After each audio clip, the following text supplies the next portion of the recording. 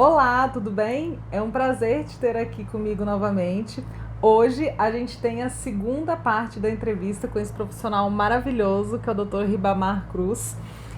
Na nossa entrevista passada, nós falamos sobre alguns aspectos bioquímicos relacionados à saúde do sono. O Dr. Ribamar Cruz deu uma aula maravilhosa pra gente. Se você não viu, volta no nosso IGTV passado e dá uma olhadinha nessa entrevista, mas termina de assistir essa primeiro, porque nessa entrevista a gente vai falar sobre outros aspectos do nosso corpo, dos nossos hormônios que influenciam na nossa qualidade de vida. Então fique ligado e acompanhe a gente nos próximos minutos. Em primeiro lugar, doutor, obrigada pelo seu tempo. Eu sei que é super corrido. Muito obrigada por nos receber. Eu que agradeço, Alice, de estar aqui passando informação de qualidade para o público de vocês. Obrigada. Obrigado pelo convite. E eu queria que o senhor falasse um pouquinho da questão da obesidade. Como esse sobrepeso influencia também na qualidade do sono? Porque, na verdade, o sono está relacionado primeiro à grelina, que é o hormônio da fome, então você sente mais fome, e relacionado à insulina. Pessoas que dormem mal, que não têm um sono reparador, eles têm uma coisa chamada de resistência insulínica. O que seria resistência insulínica? É a capacidade de sensibilizar a parede da célula para a insulina penetrar. Existe uma resistência na parede da célula.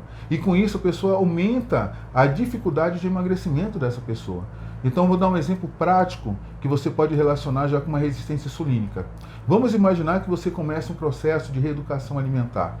E você começa a ter bons resultados segunda, terça, quarta, quinta. Sexta-feira, seu namorado, seu esposo, seu parceiro, chega para você e fala assim: Alissa, vamos fazer um happy hour? E você fala: não, eu não posso porque o doutor proibiu. E ele insiste: vamos começar um pouquinho, me acompanha. Bebe um copinho de chopp, ou belisca ali alguma coxinha, ou uma empada, que isso não vai fazer diferença. Para quem tem resistência insulínica, faz toda a diferença. A pessoa, às vezes, com uma refeição fora do padrão alimentar que foi prescrito para ela, ela pode voltar com todo o peso para segunda-feira. Então, um paciente que não evolui no processo de emagrecimento dele. Isso é característico de pessoas, mulheres e homens, que têm resistência insulínica. Ele fica derrapando, ele não sai do lugar. Ele melhora por 4 dias e piora tudo em apenas um dia. Nossa, e o senhor comentou agora sobre a questão de mulheres e homens. Existe alguma diferença no padrão do sono entre os sexos? Por exemplo, o senhor observa que às vezes um ou outro sexo tem mais dificuldade ao dormir, a ter um sono reparador, reenergizante ou não? Não. O padrão é o mesmo para homens e mulheres. Agora nós temos a individualidade. Algumas pessoas conseguem ter um sono reparador com 5 horas.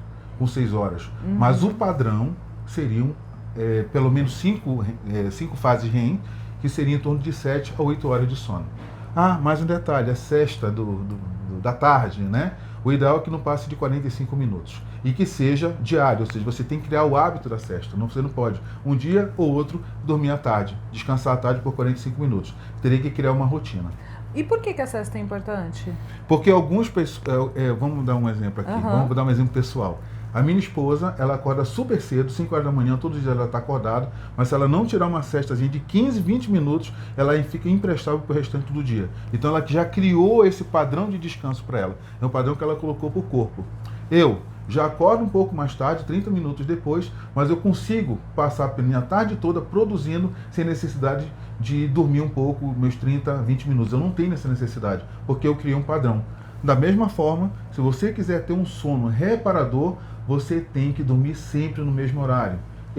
10 horas, eu tenho que estar deitado. Se eu não dormir às 10 horas, se eu dormir às 11, por exemplo, 1 hora depois, eu já não acordo tão bem no dia seguinte. Meu sono não é tão reparador como se eu dormir todos os dias às 10 horas. Nossa, é um assunto que a gente poderia ficar o dia inteiro falando, né? Sim, é muito interessante. Principalmente essas fases do sono que muitas pessoas desconhecem. Sim. Doutor, e quais outras informações que o senhor gostaria de pontuar aqui, que o senhor entende como sendo interessante para quem está assistindo a gente? Eu acho que são dicas, né? Além de um bom colchão,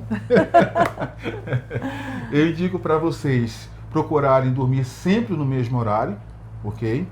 Evitar o uso de bebida alcoólica próximo do horário de dormir. Por quê? Porque geralmente as pessoas podem interromper o seu sono para ir ao banheiro fazer pipi. Isso já vai interromper o sono. Até que você caia de novo nas fases de sono, não REM demora um pouquinho.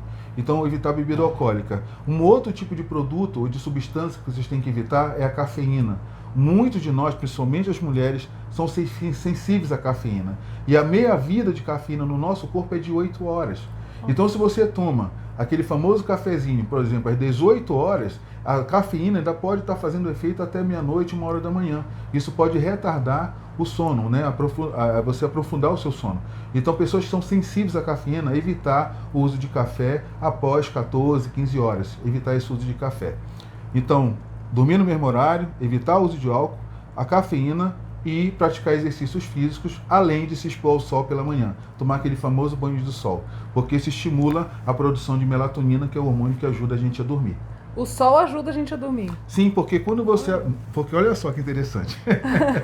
Quando você de manhã se expõe ao sol, o corpo entende assim a hora de acordar. Então ele começa a relacionar a luz a estar desperto. E a escuridão, que eu chamo de blackout, meu quarto é blackout, né? É completamente escuro, o corpo entende que é hora de dormir. Então eu não deixo, quando eu estou dormindo, nenhuma luz acesa. Até a luz do ar-condicionado eu vou lá e coloco uma fita crepe para diminuir a luminosidade, para que o corpo entenda que aquele momento é o meu momento de descanso. Então você acaba simulando para o corpo, olha, bateu o sol, bateu luz, acordar.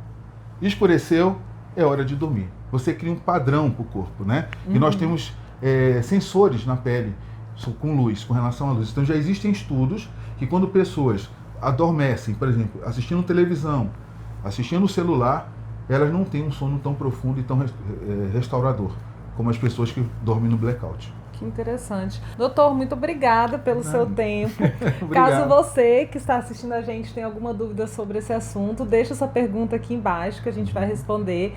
Eu vou deixar o Instagram do Dr. Ribamar Cruz para quem quiser ter muito mais informação interessante, de qualidade sobre saúde, sobre sono, sobre alimentação, sobre a parte hormonal, bioquímica. Foi um prazer ter você aqui com a gente novamente nessa semana. Lembre-se que todas as soluções para a qualidade do seu sono você encontra na Ali Experiência do Sono, um mix de produtos e serviços adequados para o seu sono ser cada vez mais restaurador e reenergizante.